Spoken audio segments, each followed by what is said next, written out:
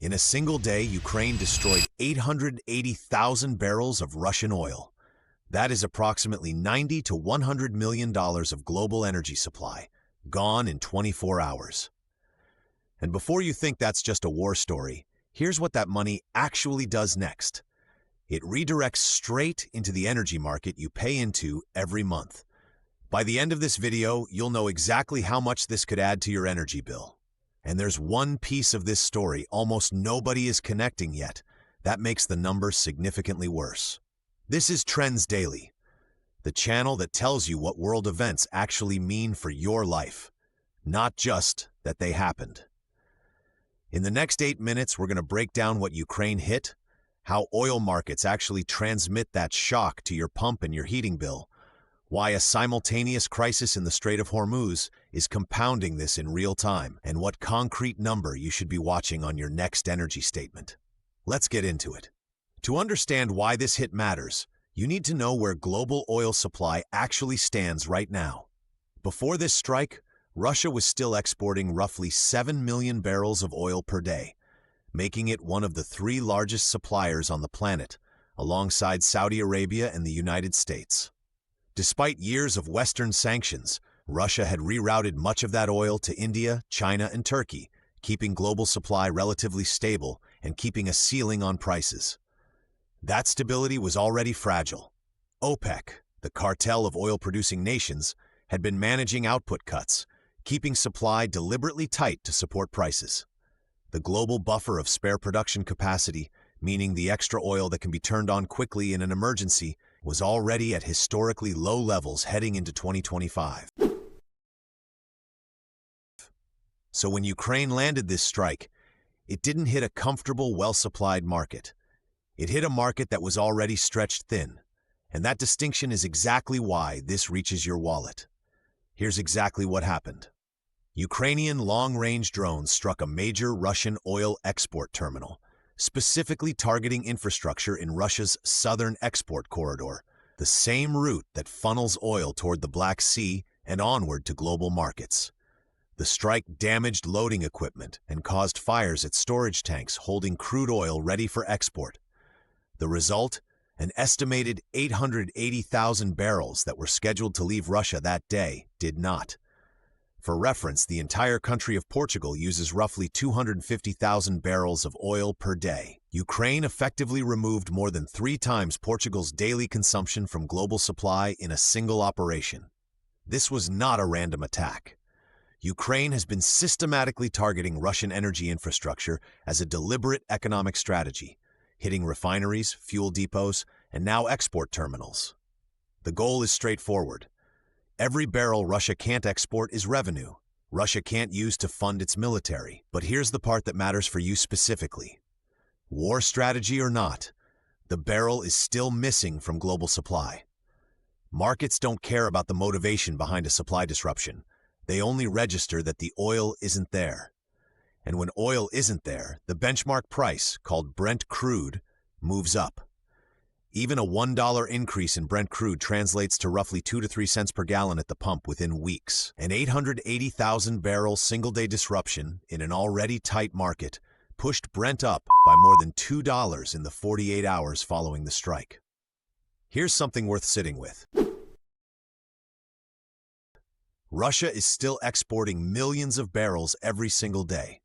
So if one strike on one day can move prices $2, what happens when these strikes become a sustained campaign, or when a second crisis hits at the exact same time? Let's trace exactly how an oil terminal in southern Russia becomes a number on your energy statement. The mechanism is more direct than most people realize. Oil is priced globally on 2 main benchmarks: Brent crude, which sets the price for most of the world's oil, and West Texas Intermediate, which more directly influences U.S. prices. Both benchmarks are set on futures markets, meaning traders are constantly buying and selling contracts for oil that will be delivered in the future. When a significant supply disruption happens, traders immediately price in the reduced supply, and both benchmarks rise within hours, not months, hours. That price increase moves through the supply chain faster than most people expect. Refineries pay more for crude, which means they charge more for gasoline, diesel, and heating oil. Gas stations pass that cost to you within 2 to 4 weeks of a sustained price move. For heating and electricity, the lag is slightly longer, typically 1 to 2 billing cycles, but it arrives. Here's the concrete math based on current market modeling.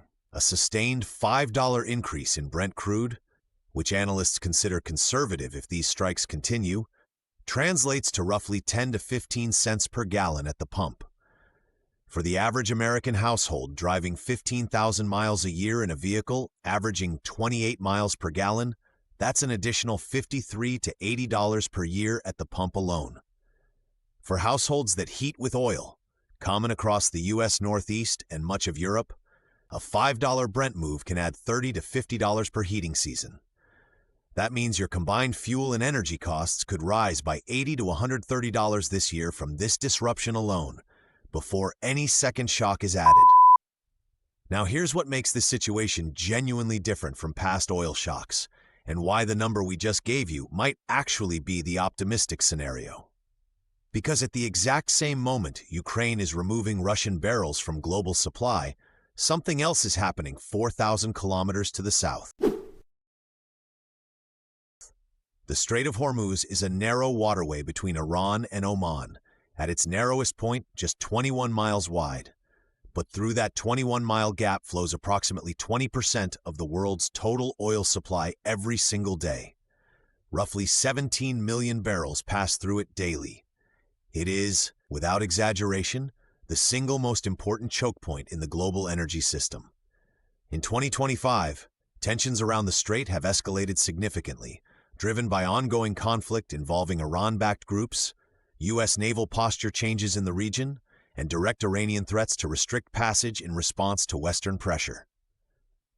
Now here is why this matters in direct combination with the Ukraine strikes.